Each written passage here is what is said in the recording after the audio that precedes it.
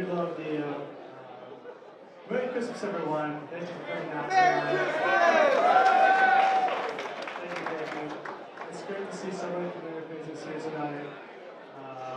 So we've been playing this event for a few weeks now. There's a lot of moving parts. But not only did we choose this theme because it's just Christmas time and It's a Wonderful Life is a classic, we also chose it because it's reminiscent of the time when, although there were very huge disagreements on policy, most people could agree on the fact that God and country comes first. And despite the disagreements on policy, the majority of Americans, and even between the parties, they could agree that the interests of America and its citizens were deep in their hearts. There was a time when school children, and the first time in the morning, every weekday morning, they were reciting the Pledge of Allegiance. That time is long gone.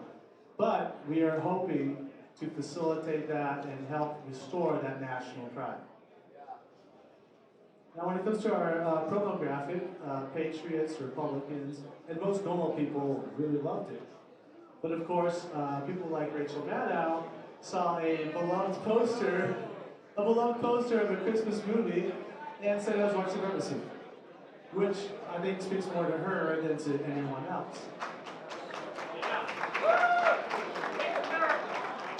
And aside from these outlandish accusations, we did admittedly have a slight typo. We had Merry Christmas with an A as opposed to Merry Christmas with an E. And it turns out the left was very excited about our event as well. They were tweeting all about it, like brain donkeys. They were saying it should have been Merry Christmas, not Merry Christmas.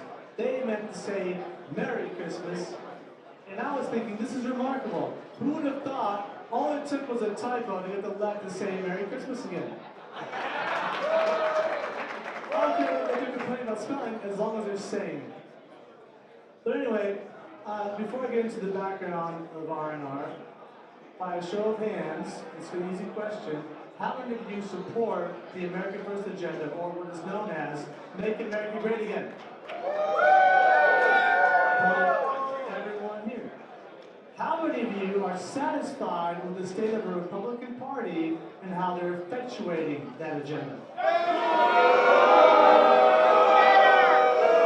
Not even one. No, yeah, not even one. Well, you came to the right place.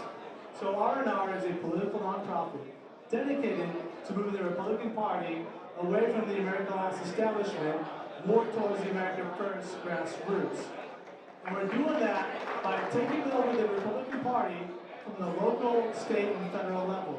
And that way, when there is a Trump 2024 or a DeSantis 2024, they have that infrastructure, that network within the party, so that instead of getting thwarted by every move they make, as President Trump was during his last term, they are being helped out and they can actually effectuate their agenda. And some of you may be wondering, what do you mean by America First? We mean policies such as an unequivocal ban on vaccine mandates and passports. We mean a categorical ban on teaching critical race theory in any of our public schools. We mean ending the endless wars. We mean not just halting illegal immigration and facilitating deportations, but also a moratorium on legal immigration until we can sort out the mess we have here at home. We also mean standing up to and against woke capitalism, particularly big tech, and also looking out for the American worker, which means anytime there's a trade deal, the American worker comes first and foremost, along with the middle class. And so with that said, I want to tell you about our first guest speaker. He is a firebrand from my home state of Texas. He is hated by the establishment and the Democrats alike. He is a courageous patriot by every sense of the word. He's a civilian congressman that has recently announced his candidacy for Attorney General in the great state of Texas. please join me in welcoming Congressman Louis Gohmert.